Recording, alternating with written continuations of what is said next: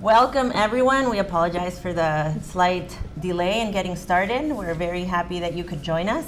This is our second leadership webinar hosted by the Lillian Lodge Copenhagen Center for the Advancement of Women in Communication. And today we are delighted to have a very distinguished speaker, Lisa Knudsen. She is Chief Administrative Officer of the EW Scripps Company. Lisa manages company-wide non-operating functions, including human resources, information technology, outsourcing governance, and project management. Prior to this position, Lisa served as a Senior Vice President of Human Resource Operations, where she focused on strategic, long-range planning for HR operations and field resources. She has a bachelor's degree from Miami University, and she's the founding chairperson for the Human Resources Outsourcing Association's Mid-Market Special Interest Group. And she's actively involved in Leadership Cincinnati, a community involvement program sponsored by the Cincinnati USA Regional Chamber of Commerce.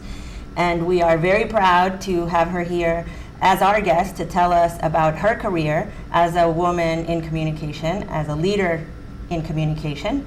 And she will share with us some of her thoughts and remarks, and then we hope that you will participate with questions through the chat function, and we will have a Q&A after she speaks. So without further ado, help me welcome Lisa Knudsen. Great. Wonderful. Thank you. Thank you very much for that nice introduction. I'm very happy to be here today.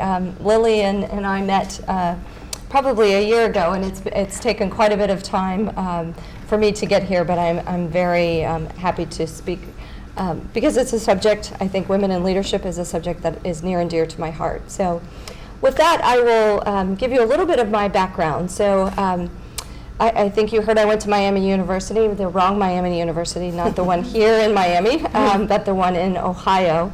And we're quite fond of our Miami University as well. Actually, my undergrad was in accounting, so for me to be in human resources, there's a story there, and a story of choices and exploration that, took really the lifelong of my career to work through those decisions.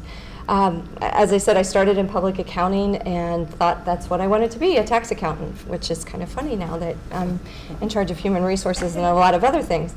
But part of, I think, learning and growing as a leader is understanding what you love and understanding what you don't love so much, which was tax accounting for me.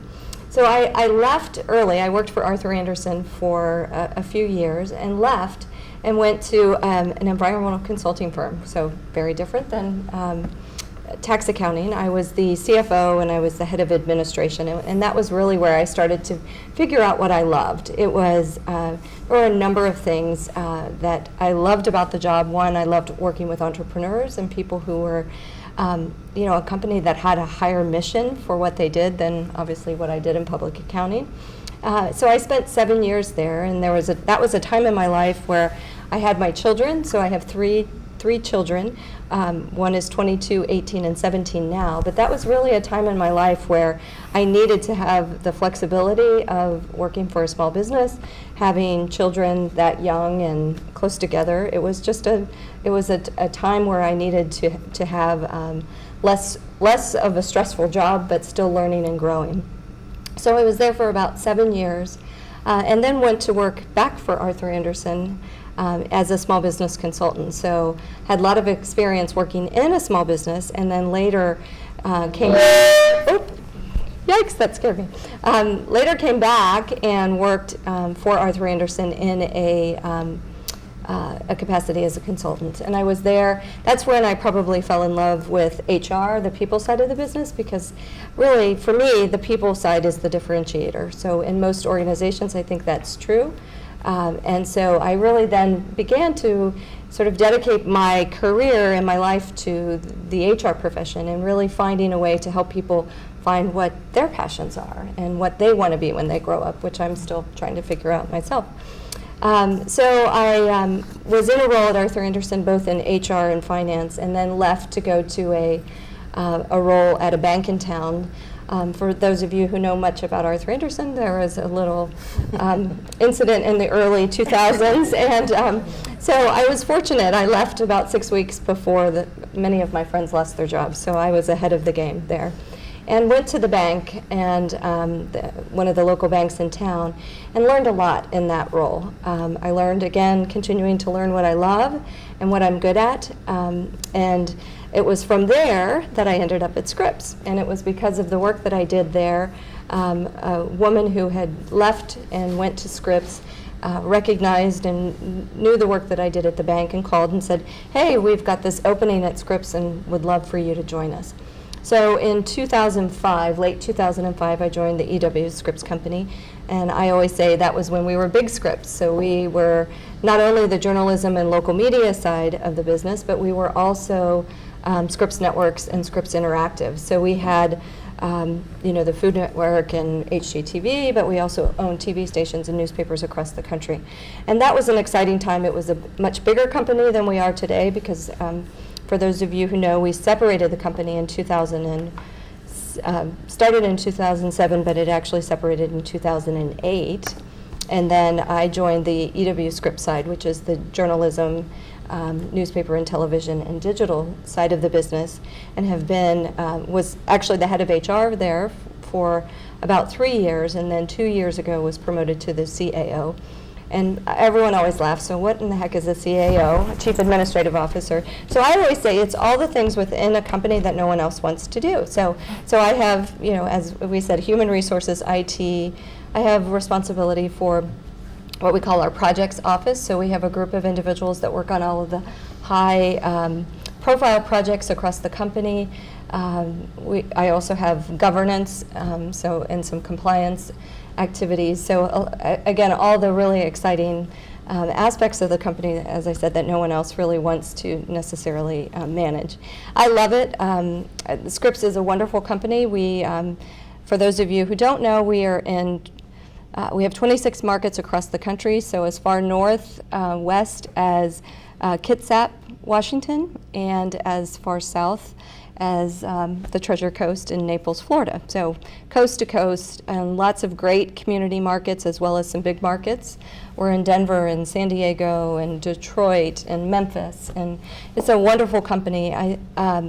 I mentioned before when I was at the environmental consulting firm, that was the first time that I worked for a company that had a higher purpose. And Scripps is one of those companies, that really does have a higher purpose in what we do. Our role is to tell the stories in the communities that need to be heard, maybe changing lives, changing laws, and it is just a wonderful place to be in terms of, I actually about 2 or 3 years ago thought, I wish I had actually gone the journalism path because I feel so committed to what we do and how it can have an impact in the community, both on the TV side as well as the print media side.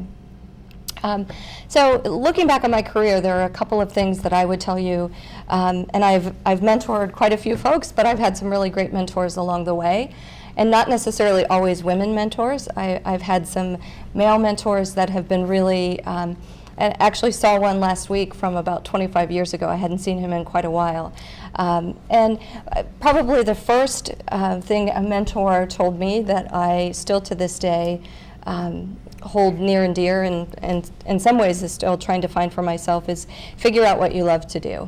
And the rest comes. I think far too many times we try to focus on wanting to make more money or wanting promotions, and it's really about finding what your passion is and what you're passionate about, and then the rest sort of just comes, because I think there are 3 things that happen. If you're passionate about it, you're probably good at it, right? And when you're passionate about it, you like it, and you're probably going to be engaged and spend a lot of time, or wanting to spend a lot of time getting to be the expert or being good at it. And the third thing is, many times, it's the piece of, if you're passionate about it and the company needs that, then that's sort of the trifecta. So you're good at it, the company needs it from you, and you're passionate about it. And there are many times in your career where they're out of balance, right? I might be really passionate about something, but the company doesn't need me to do that, and I'm good at it. So that's not that doesn't work. And then there are times when I'm not so good at it, the company really needs me to be good at it, and I'm not passionate about it. So that's not so good either. So I think trying to find, and explore roles that, you're good at, you're passionate about, and the company needs it.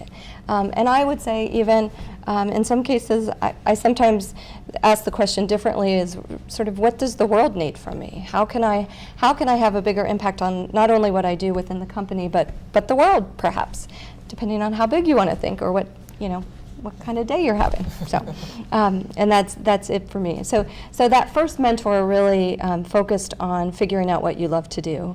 And so I did lots of different things. As I said, I was a tax accountant. I worked for an environmental consulting firm. I did what I would consider sort of internal consulting.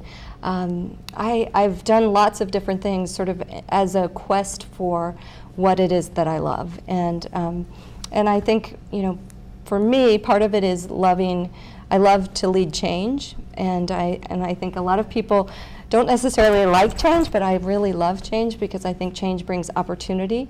And probably in the last 5 years in my career at Scripps, we've led a lot of change, and we continue to change as an organization. And that is definitely a skill, I would say. Adaptability, flexibility, and the ability to change or embrace change is an important aspect of growth, I think, for men and women. And being able to see the opportunity and how that can mean something better and different for me. We're asking journalists across the country to change, to find different ways of telling stories. And so, I think for the next several years, I think we're going to continue. Most businesses these days, with the rate of change of technology, you really have to have, I think, the ability to change and adapt quickly in some cases. Sometimes you don't have the luxury of time. I think the other aspect, sort of defining points of my career, or as I look back, I think there are. I've talked to a lot of young women, especially just graduating, and I think the thing that I like to tell them is no decision is a forever decision. So I might, and again, my career is the poster child for that. So I, thought I wanted public accounting and would spend the rest of my career there. Well, obviously I didn't. And so decisions that you make along the way are not a decision forever. There are only a couple of decisions that should be forever decisions in your life, and where you work and what your career is not necessarily one of them, because I think you continue to evolve and change and grow as you figure out what you love. And so, and I think decisions are different for different times in your life. When I was at the environmental consulting firm having my children, what I valued was the flexibility to be able to be home with my kids if I needed to be. And then I made the decision to go back into public accounting, knowing full well what that meant for my work life. And that's when my husband and I made a decision that he would be a stay-home dad. So he is still a stay-home dad, and our youngest is 17. And so he's been doing it for quite some time. And that's another thing I would say. Having a great support system in place, there was no way that I would have been able to do in my career what I've done if it wasn't for the support that I have at home. And he's followed me through all of the decisions, which I'm sure he has thought were crazy at the time, because I have always left organizations when I have been sort of at the top of my game, and not as a necessity to leave. So I've always sort of looked and gone to the next new thing, even when I was in a very successful position. It's again, I crave that challenge. I crave wanting to learn and experience new things. So that's the other thing I would say. Curiosity, especially in journalists and communicators, is a key. No matter what realm of communication you're in, curiosity, wanting to understand more, those are all so important. And we like to hire, we say at Scripps, curious, interesting people. Because curious, interesting people, one, make great colleagues. They have great stories to tell, even if it's not, on the news or in the newspaper. But we want people who are interesting, who have a broad perspective on life, and so it's been as I've been at Scripps for the last several years, we've really tried to focus in on what's important, what are the characteristics, or what are the competencies or qualities that we, one, expect and admire in our colleagues, and we really, not too dissimilar than most companies, for a long time associated that with people or people's names. So we would say, Joe is great, we need more Joes. Well, what is it about Joe or Sally or Sue that make them so great? And so we really set out over the last several years to really articulate what that was. And I'll share those with you today, because I think there are aspects of those that that people can take to heart, and they may hit home for some of you. So first and foremost, we want creative people. So it goes back to that interesting and curious. So creativity can be in several different forms. It can be, I'm a creative person, or it can be in creating an environment that allows creativity to thrive. So we as leaders, I may not be a creative person, but I certainly need to create an environment that allows for ideas and innovation and creativity to really thrive within our buildings. And so we really look for leaders and colleagues at all levels who demonstrate that creativity. The second one is mission focused. So as I said, we're a company of mission. We feel like our mission statement says we do well by doing good. And so we want to find individuals who want to buy into our mission as an organization, who get committed. And it's about more than just you then, it's about a higher purpose. And so mission is very important to us, and to the colleagues. And we rely on each other, and we really recruit for that. So we want someone who is doesn't just want a job, they want they want a mission. So that would be the second. The third one is around what we call broad discernment. And so broad discernment, I love it. It doesn't necessarily mean things to most people until we describe it. But broad discernment is really having the ability to see the big picture, right? To be able to have ideas and thoughts around a broad topic of ideas. So I think, your university here, you have people from all over the world, and with the different experiences that are able to bring very broad experiences to bear in the work that they'll eventually do or do. And so we really look for folks at all levels who have that broad discernment. I would also describe broad discernment in the terms of being able to make decisions. So you have to be able to look at everything and then make a decision, and decisions that are long-term in range versus short-term. The next one is communication. So communication is extremely important, not just from me talking to you today, or interpersonal communication, or public speaking, those types of things. That all you have to have, right? Those are things that you have to have as you're growing up in your career. I think for us, it's about creating, again, a culture of transparent, open communication, because we believe that when communication is open and flowing, that's where the ideas come from. That's where that creativity can live and be housed. So communication is a big one for us. The last two, one is around execution. So, gosh, you need people who actually do their job, do it well, execute, get things done, which is important. But we pair that word with impact, and that's because there are many times people can be great executors, but they don't necessarily have the intended impact, and we all know those, right, folks? We call them effective tyrants, where I come from, and so that is really someone, hey, they're great at what they do, but they're not nice people, or they don't necessarily have the impact that we want. And so we want to make sure that we hire people and have people within our buildings that are great executors, but have the right impact. And then I think the last one, which is my favorite, is stewardship, which again is probably not a word that you would hear in a public company describe a competency or a characteristic of the individuals within that company. But we really think of stewardship in three ways. So we think of stewardship as in fulfilling, our obligation as members of that organization for that for our company to continue for another 130 years. So there might be, I would describe that sort of financial stewardship, right? We make decisions every day that impact the lives of our employees and our communities, and hopefully the company is going to continue to grow and prosper for a long, long time. Stewardship in the second way is community stewardship. I talked about that earlier with mission.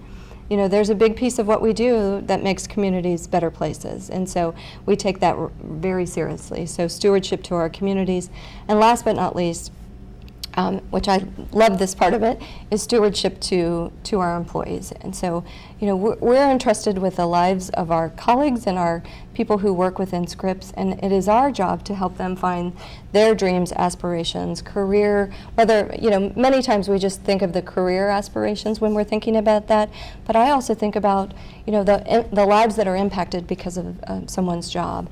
They can buy a home, they can send their kids to college, and we really have, I think, an obligation to make sure that they have the opportunity to have full and long careers within Scripps. And so giving them the education and learning opportunities and the mentoring opportunities to grow and learn it as individuals. And so we take that very seriously, all of our managers at Scripps as well as the colleagues. So sometimes stewardship is about being a good coworker as well. So those are our characteristics, and I think help to define sort of what we look for, and personally I feel very connected to those as well. I think throughout my career I've definitely touched on most of those at one point or another. So I guess with that I'll open it up to questions or comments. So I'll share the screen with you really quick. So while we wait for some of our participants or our audience members to formulate their questions, you know, a lot of what you said had to do with kind of being a mission-driven individual. And I loved that at the beginning you said some people haven't figured out what they want to do, and I haven't even figured that out. Because, you know, that what your impact in this world is going to be, what your mission in the world is going to be, as a lifelong endeavor. And what would you advise to young people kind of to nurture that sense of mission and lifelong mission? What would you say? I would say, I think it goes back to a couple of things I mentioned earlier. One was, you know, if it's something that you're passionate about, it's likely to be tied, or can be tied, to sort of that, sort of the mission piece of it. For me, it's been exploration, right? And you can explore even within the same four walls of one company. You know, we have many people at Scripps that have been here 25 years, 30 years, but they've been in different roles. And it's that curiosity and that seeking to continue to, my folks at Scripps have a term for me. They call me constructively restless, which I love the constructive part. But it's because there's a restlessness about whether it's, you know, continuing to try to be the best that you can be in the role that you're in, or exploring new opportunities and what, you know, what that might do for me. I've never been one motivated by necessarily the you know, I'm motivated by what I love to do in learning and those types of things. So, and I assume that the promotions and the, you know, the money and all of that stuff comes. And for me, that's worked. When I focus on what it is that I'm passionate about, it's worked out, right? So I would say that, you know, just continuing to figure out what you love. And the problem with me and a lot of people, you love a lot of things. So that's what's hard is to try to really channel that to one particular industry or one particular company. So I will share the camera with Monica. All right. Hi, Monica. Hi. So one of our questions from online is, what literature do you recommend that may have helped you along the way? So there are a couple of things. There is a book called The Leadership Challenge that I absolutely love, for those of you who have heard about it. And it really does focus on, it focuses on 5 practices of leadership. And the 5 practices are: model the way, enable others to act, challenge the process, encourage the heart, and inspire a shared vision.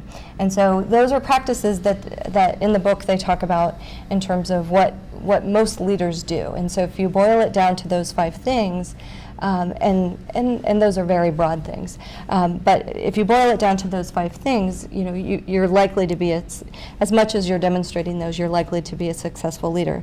But one thing that they do that I've used as a part of the leadership challenge is an exercise around clarifying values.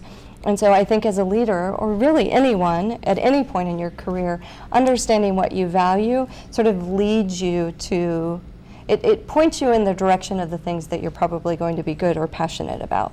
And so for me, when I've done that exercise before, the things that were on my list that I value were challenge, change, humor. I'm not an overly serious person, so I love to have fun, and what we do at Scripps is not necessarily, we're not saving lives every day, so we can afford to have a little fun and laugh. So that's sort of been my, those are my values. And so but over time I think your values change. Not core to who you are values, but things that you value in your career. And so when I first started learning, progressing in the company, those were important things to me.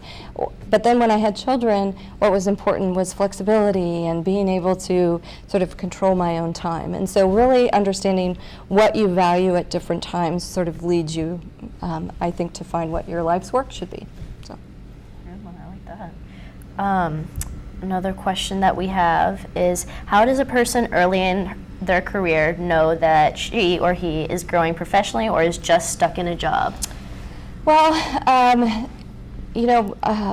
I've never stayed in a job long enough to be stuck in it, so I can only go by sort of some observation. So I do think that there are some people who, and this is okay, we call them steady eddies. So they're the people who come in, do their job every day, and then they leave, and they're perfectly happy because what their focus on is something outside of what they do every day. It's within their community, or it's home, or it's their church, or some other activity, and that's fine. And so but that's part of what I said before. They're still learning, they're still growing, and they know what they want, right? They know what they're good at. I think if you're inclined to grow professionally, my husband, as I said, was a stay-home dad. So we always joked when we first started having him stay home. He had life goals and I had professional goals. And so that's how we chose who would stay home. And so I think really knowing what you value is how it comes down to. And if you're not being challenged in a job and it feels like every day is a chore to get up and come in, then you're probably stuck, right? It's time to start exploring and really being proactive in your role to figure out, how could I have a broader impact? It doesn't mean you have to leave the company you work for. It might be just looking within the same 4 walls of the company you work in and finding. I love to move people throughout Scripps.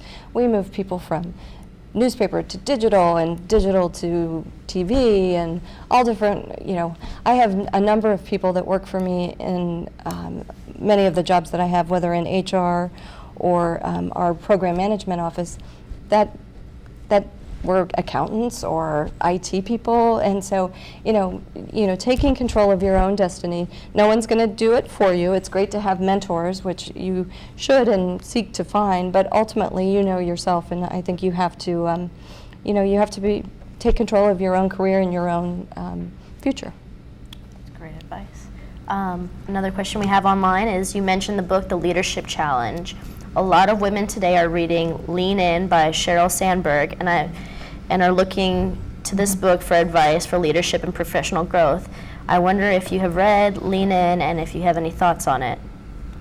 Well, I have not read it. It's on my list to read because there are several of us in Scripps who are passing the book around. So I should just go out and buy it. But I've heard a lot about it, and I think the premise of the book is about whatever you do, lean in, right? It's about that. For me, it's about that passion, and really being engaged in what you do and putting your whole self in. Otherwise, you're probably, if you put half yourself in, you're going to get half out of it, right? You put your whole self in, you're going to get a lot more out of it. And so for me, I look forward to reading it, but I haven't.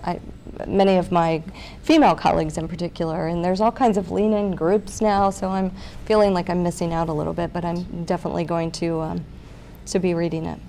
And just to comment on what we were speaking, what you said earlier, related to leaning in and being able to put your full self into it, it has a lot to do with the support you have at home and the flexibility that you have at work. Yes. And I think that's one of the important points. And I think that those expectations have changed a lot for women, right? The role of gender and women in the workplace. So having been, I imagine, for a couple of decades in the workplace, how have you seen that picture change in terms of a woman being able to really achieve leadership and management positions of importance, throughout your career, and what do you see different now than maybe before? Yeah, and it's interesting. I think most of my time, whether it was Scripps, a media company, is still a fairly male-dominated industry. Banking, male-dominated, and public accounting was male-dominated. So I probably at some point in my career had a coping mechanism kick in at some point, because and that's quite frankly, when I first left Arthur Andersen, it was because there was no one that I could see within the organization that had a lifestyle or a home life that I would want to emulate. And so I didn't see an example of it in my workplace, so I left, right? And so I think over the last 20, 25 years, I do think organizations have gotten smarter, right? So they're allowing for that flexibility or whatever you need at certain points in your career. But I think for me, and this is, I'm not, you can't see me on camera, but I'm not really tall. So one, I'm a female and I'm not very tall. So I have, I knew early on that there were going to be things that I wasn't necessarily going to be viewed as the leader in the room. But I am small but mighty, and so I learned ways of dealing with folks that allowed me to probably be most effective. So for an example, I'm very much a relationship person. So if I can form relationships with the key leaders throughout the organization, then I'm likely to, so I use sort of what I know the strengths that I have. So I form relationships, I gain their trust, those types of things. So that's served me well. I also am one of those people that I don't necessarily have to speak first. I can be the one that sort of hears it all, puts it all together in terms of the pieces, and then figure out a way to influence the outcome. Again, very much from behind the scenes. At times, I do have to be sort of the one in front and leading. But I think you have women in particular, each of us that have gone through those situations in our career. We have to, one, I don't like to be marginalized, not that anybody does, and I don't like to be dismissed. And those would be two really hot buttons. I'm usually really low-key unless something happens around those two areas. And so I just find ways of influencing and being, I think many times I'm probably the one, when I'm join an organization, I'm the one that's probably, I'm pretty understated until people get to know me, and then suddenly they're like, oh my goodness, what just happened? And so I think, you just have to, you can't, I'm not a bull in a china shop, but I will certainly find a way to figure out the organization, how to be most effective, and then, the best piece of advice that I can give people, and this is not just women, but anyone, is, so far too many times I think I tell people, it's not about winning the war, it's the battle, right? Pick your battles wisely, or it's about winning the war, not the battles. And so there are many times you have to have just really good discernment about what is worth falling on the sword for and what is worth fighting a new day. So this is one of my mottos that I live by, which I didn't really intend to have a motto to live by, but it just happened. But it was, I think it was Margaret Thatcher. I didn't even know she said it, but until recently when she passed away. And it says, I can be extraordinarily patient when in the end I know I'll get my way. And so that's, and that's the way that I've sort of operated. If I feel strongly about something, it doesn't mean that I have to sort of bulldoze my way through. I can finesse it and find the best way and the best path forward. I think we have a question from the audience. Oh, one of our online viewers would like to know, did you ever think about going out on your own, or what did you consider the pros and cons of doing that? Yeah, I love that question, because I think for a number of years, I love working with entrepreneurs. I think I consider myself, I would love to be out on my own and doing something, but I've been the sole breadwinner, and so there was just too much risk for my family, being the sole breadwinner of the family. So I really admire people. I'm in awe of people who have started their own companies, their own, branched out on their own. I would someday, my husband always says, when I retire, I'll start my own business, because then they're really very low risk. So, but yes, I have definitely thought about it. I just have to figure out what it would be. So. And hold on one second. Okay. That's all my question. That's not a question. I'm going to ask one of the questions that we had Sure. before. What did you like most about human resources? For me, human resources, I think, allowed, as I said earlier in the conversation, it really is the differentiator, I think, for most companies. And so I love to help people find what their life's work will be. I think if you can get the people side of the business right, then it's proven that companies can be more successful. And so I heard one time a quote, not to use a baseball analogy, but they said, who do you think at the time George Steinbrenner spent more time with, his player development person or his finance person? It was probably player development, because that meant more to the financial rewards came as long as they were putting a good team on the field, right? And so that's I believe that to be the same thing within business. You've got to get your people side of the business right, and far too many times those investments become the things that we think are, rent goes up every year, or rent stays the same every year, but you've got to continue to pay that year after year. The people side of the business, many companies, I think, they'll make cuts, they'll do different things, but investing in talent has been, I think, for Scripps and for me, a differentiator for us for a number of years. And so continuing to invest in talent, because you're really investing in your future as a business. So I see it as a strategic, I see HR as a very strategic function within the business, and making sure that the business runs as smoothly and as easily as it can, and is intended to. So We have a question from the studio audience.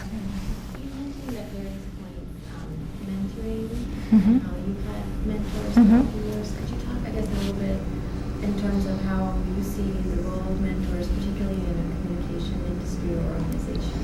I'll repeat the question for the Okay. folks online. How she sees the role of mentoring in the communications industry today.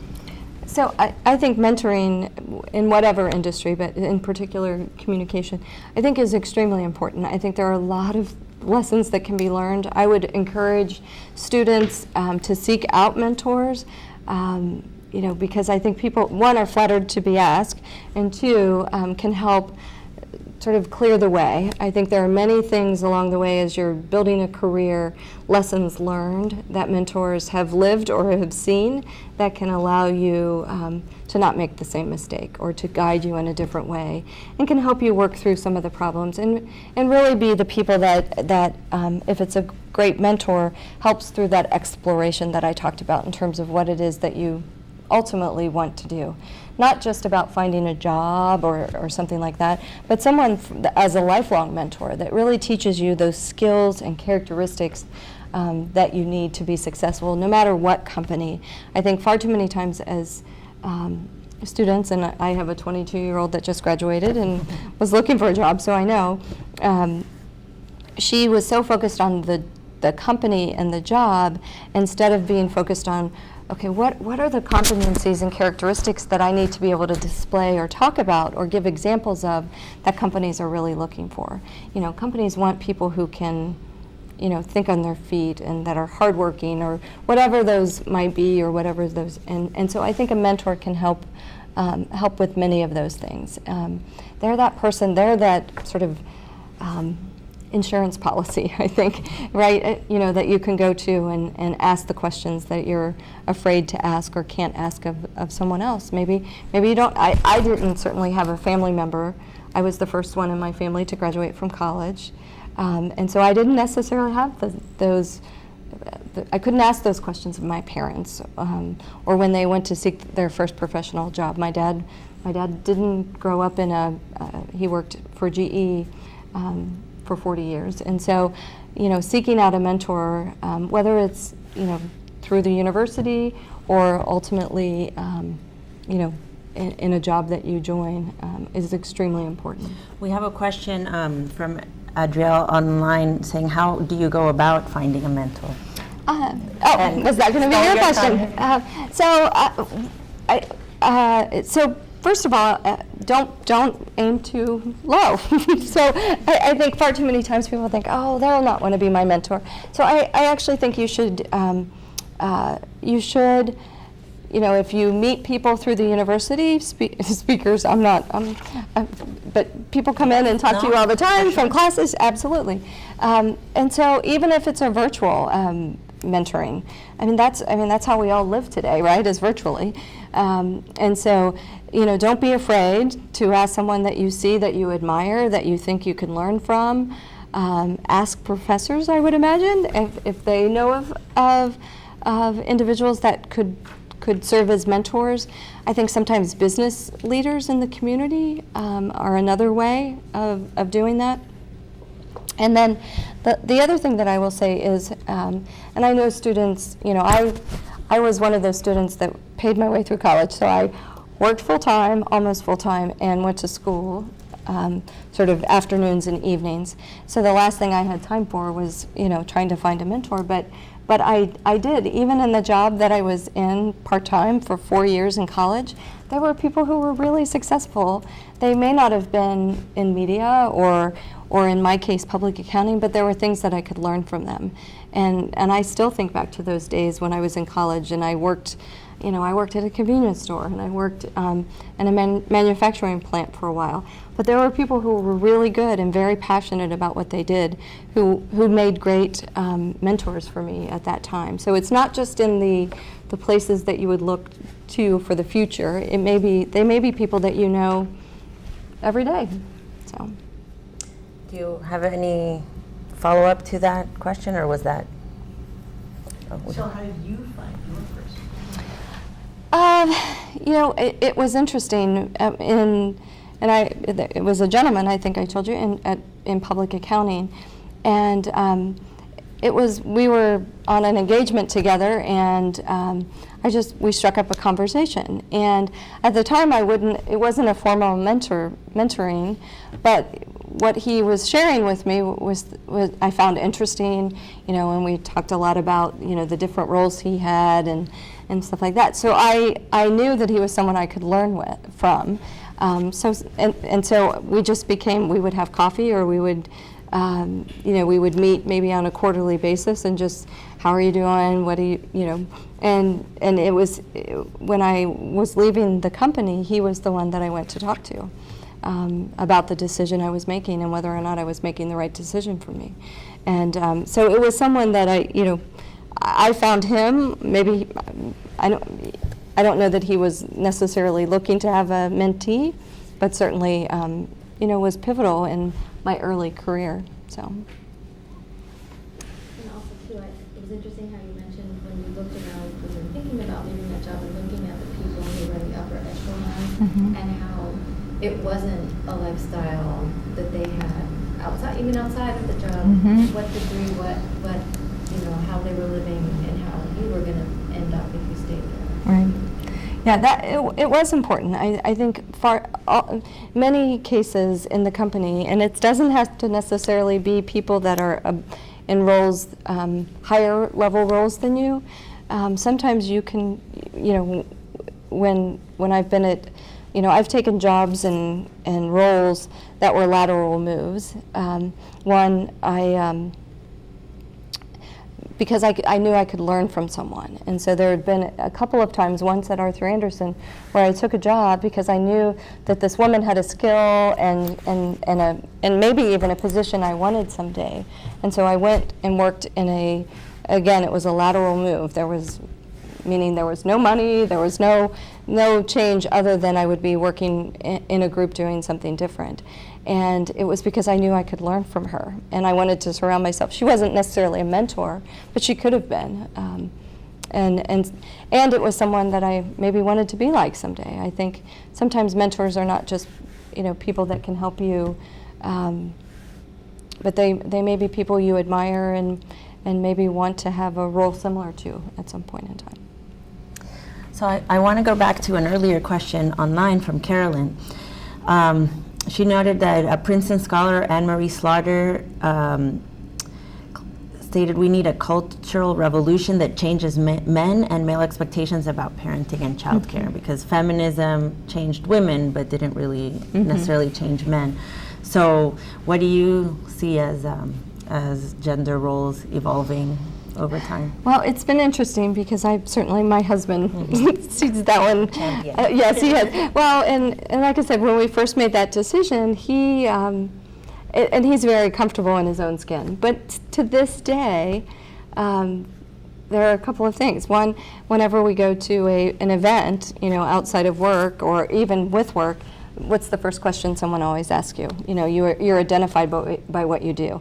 So now, for years he's just said he's a stay-home dad, and now that we're almost empty nesters, he started to tell people he was retired, or he even thought of an astronaut one time. He said, maybe I can make up some really good story, or that he was a secret agent and he really can't tell them what he does. But people are so defined by what they do and not necessarily who they are as a person. And so I think that's and that's not valued. That parenting right. is not valued. Parenting is not valued. The other thing that, and I don't necessarily get upset about, he gets more upset about it for me, is, whether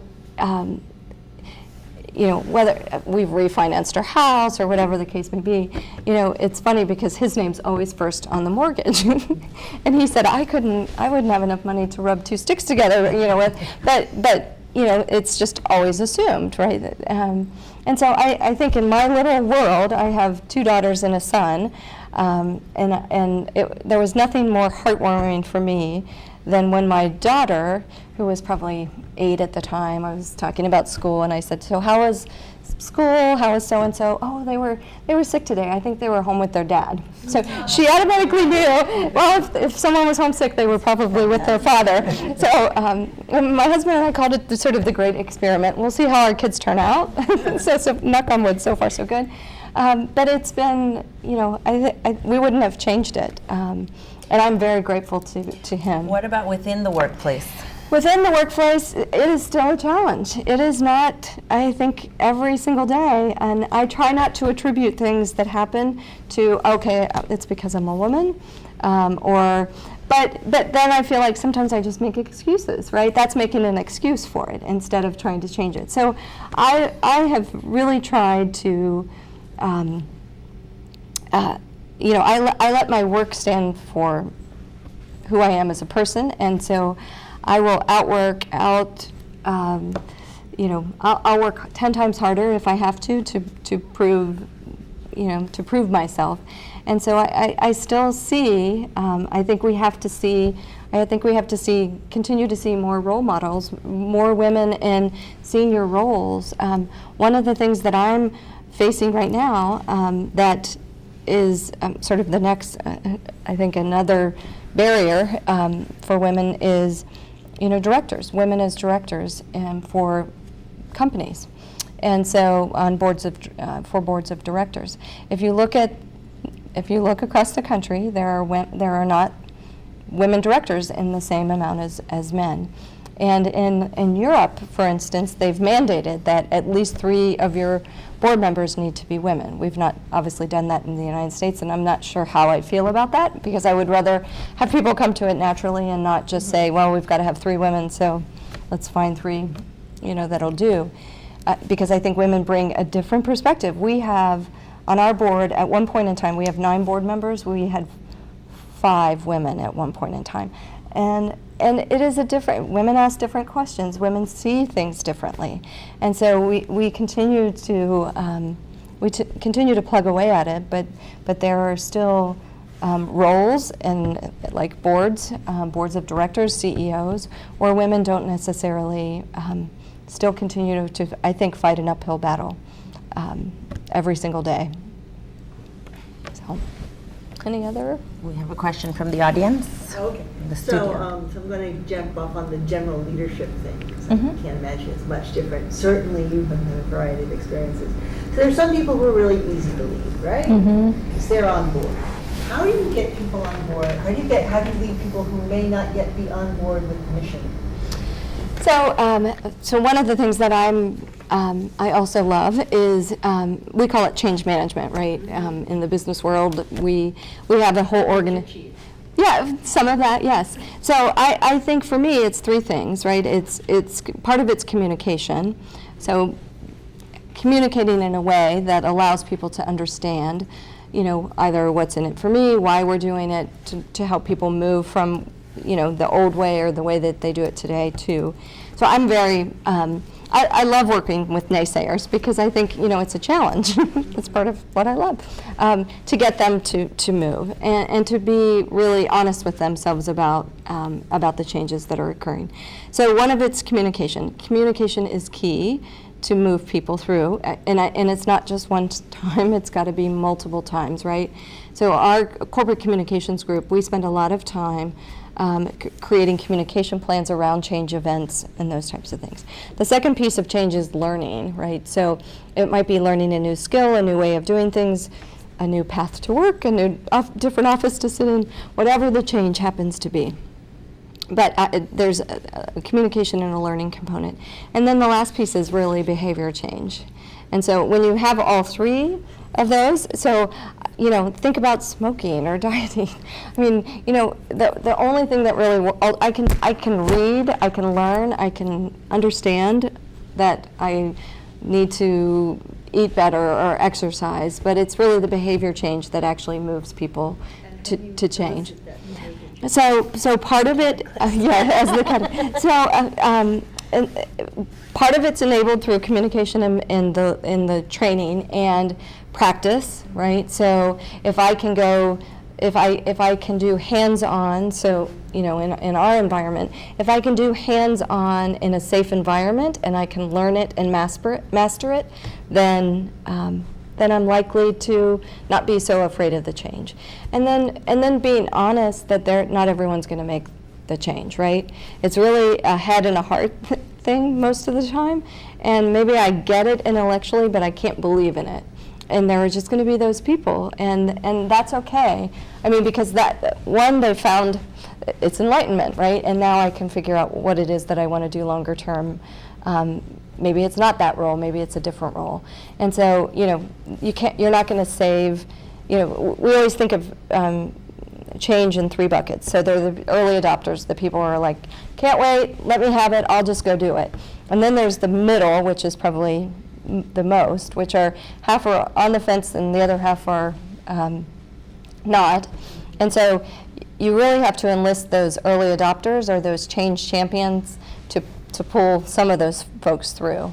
And then there's the bottom that never want to change, that aren't going to change. And the problem is we try to spend all our times trying to convince the bottom to change when we really should be spending our time on 2/3 or 3/4 of the people who we can either easily influence or don't need to influence because they're already there. And so we really try to focus on that middle 2/3 to 3/4 and move as many of those folks as we can. But people raise their hand all the time, you know what, this isn't for me. And that's okay. So, sorry. Well, I wanted to address a question from one of our online participants, Christine, too. She asks, what do you see as the future of the digital media? So digital media, it's not going away anytime soon, and I think it's the convergence of, it will be where print and TV sort of all come together, right? At Scripps, we've invested, over the last 2 years, we've combined our digital operations into one group, because we used to have a TV digital and a newspaper digital, and that's just silly, right? I mean, digital is digital. It's the great equalizer. So I think, individuals who are, we're hiring a ton of people right now in the digital space, because every day there are new roles that created. I mean, if you looked at the roles that we have at Scripps 5 years ago on the digital front, I bet 40% of them didn't exist 5 years ago. It's changing so quickly, and you don't know what you don't know today. I mean, it's all going to change in the future. So I think, especially individuals who want to go into a digital profession related to especially communication, it's going to serve them very well in the future. We have, we've chosen not to necessarily, we don't have a lot of developers, so I'm not talking about the technical side of, we hire digital journalists. I mean, we want people who can tell stories on multiple platforms and understand long-form journalism at the same time that they might work in a broadcast, they might work for a TV station, but they need to understand long-form journalism because they're writing for the web, and there are some stories that they're going to tell that are longer in form that you can't tell on TV, and vice versa. We need print journalists who are long-form journalists to understand the concept of, small bite-sized pieces. And so, I think we're in an interesting time because probably 20 years from now, we won't be in this half of the journalists understand digital and half of the journalists don't, right? So the new folks coming in understand how important the digital world is, and the folks that have been in those roles for a number of years don't. And so now now we're in this flux period where we have to train all the people that we already have, sort of have to create converts, right, to digital. You have to get them along that evolutionary path. 20 years from now, everyone coming out of schools are going to know that, right? And so we're just in this weird period right now where we have people with different and distinct skills and not sort of that combination of being able to write or produce or video or pictures for the digital world. So I think I would encourage, I think people, if you're interested or you think you're interested in digital media, that jump in with both feet.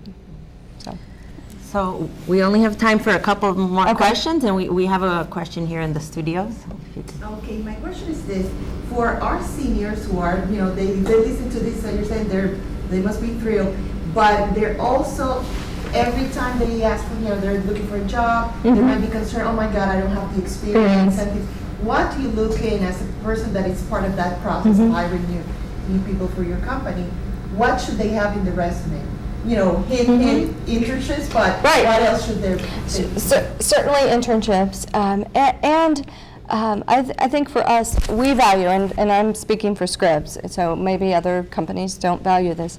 I mean, we want to hire, first and foremost, really good writers, really good storytellers. And so if you can demonstrate, and have experiences, whether it's volunteering to write or produce something at your university, but really having that experience, because that's what we value. We value folks who are really good storytellers. So that's a piece of it. And then a lot of Scripps is probably not too dissimilar to many companies. I think sometimes you might want a particular job, but you might have to do 2 or 3 jobs to get there. And so not being afraid to shoot for something that, hey, it gets me in the door. I mean, we move people throughout our organization all the time. And so you may, if you're targeting a particular company, I may say, I want to work for Scripps, and so I'm going to find a job that gets me into Scripps. And it might not be the job that I want long term, but it gets me in the door, right? So don't feel like you have to get that dream job, the first job. And that's what I had to tell my 22-year-old daughter. Get some experience. Getting your first job is the hardest. Once you have a job, it's very easy to get your second and your third and your, even within the same company, because you can demonstrate your competence, right? And so, sometimes I think we shoot too high, and sometimes, just getting that opportunity is going to allow you. And that's why internships are so important. It gives you that ability to get in and to prove your worth and prove what you can do, and then that allows, I think, folks to see you. And I know we've hired some folks, some of your students after their internships at Scripps.